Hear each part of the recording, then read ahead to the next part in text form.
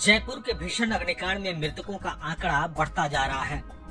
अब तक 14 लोगों की मौत हो चुकी है और 80 लोग घायल हैं, जिनमें से 30 की हालत गंभीर बनी हुई है।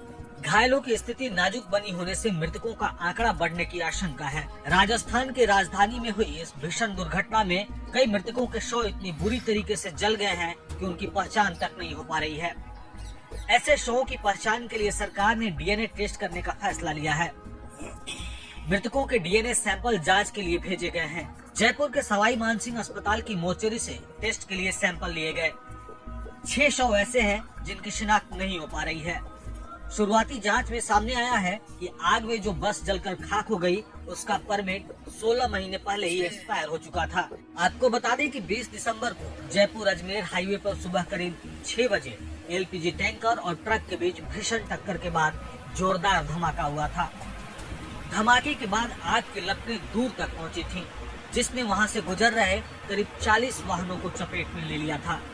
इस हादसे के कई भयावह वीडियोस भी सामने आए थे, जिनमें जिंदा जल चुके लोगों की खाक हो चुकी लाशें नजर आ रही थी। हादसे में घायल लोगों की तस्वीरें भी सामने आई थी, जिसमें 50% से ज्यादा जल चुके लोगों को इलाज के लिए ले जाया जा रहा था। हादसे पर supreme court committee on road safety ने मुख्य सचिव से रिपोर्ट मांगी है।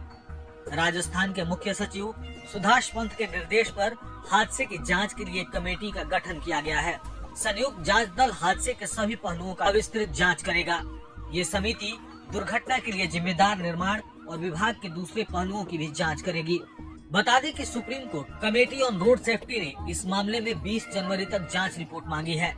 हालांकि कमेटी अगले सप्ताह ही रिपोर्ट जमा करने की तैयारी कर रही है। हादसे में जान गंवाने वाले मृतकों और घायलों के लिए मुआवजे का ऐलान किया गया है। राजस्थान सरकार मृतकों को 5 लाख रुपए, तो वहीं घायलों को 1 लाख रुपए की सहायता देगी। वहीं केंद्र सरकार ने भी मृतकों को 2 लाख रुपए देने का ऐलान किया है। हादसे में ड्यूटी से घर लौट रही राजस्थान पुलिस की 28 साल की महिला कांस्टेबल अनीता मीणा की भी मौत हो गई। उनके शव की पहचान पैरों की बिछिया से की गई है। वहीं ऑटो चालक शत्रुघ्न ने बताया कि टक्कर के बाद हुए जोरदार ब्लास्ट से उनका चेहरा बुरी तरह से झुलस गया।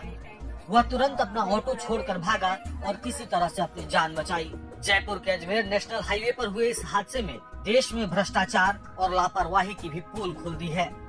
इस हादसे की चपेट में आई स्लीपर बस में 20 पैसेंजर झुलस गए। उदयपुर से आ रही स्लीपर बस RJ27 PC 0030 में 34 यात्री थे, जिसमें 20 अस्पताल लाए गए। ड्राइवर, कंडक्टर सहित 14 यात्रियों का पता नहीं है। चौंकाने वाली बात यह है कि बस की परमिट 16 महीने पहले यानी 25 अगस्त 2023 को ही खत्म हो गई थी। इतना ही नहीं, बस का ऑल इंडिया टूरिस्ट परमिट भी 8 जुलाई 2024 को एक्सपायर हो गया था। परमिट एक्सपायर होने का सीधा मतलब है कि बस को परिवहन विभाग सड़क पर चलने की इजाजत नहीं देता। ऐसे में इसे पकड़कर जब्त करने की जिम्मेदारी RTO की होती है। इस मामले में जब उदयपुर के बस मालिक अब्दुल सलीम खान से बात की गई, तो उन्होंने कहा कि उनकी बस कभी नहीं चलती, सिर्फ 19 दिसंबर यानी हादसे वाली दिन ही बुकिंग ली थी। हालांकि जब ऑनलाइन इसकी जांच की गई तो पता चला कि वो रोजाना बुकिंग ले रहे थे।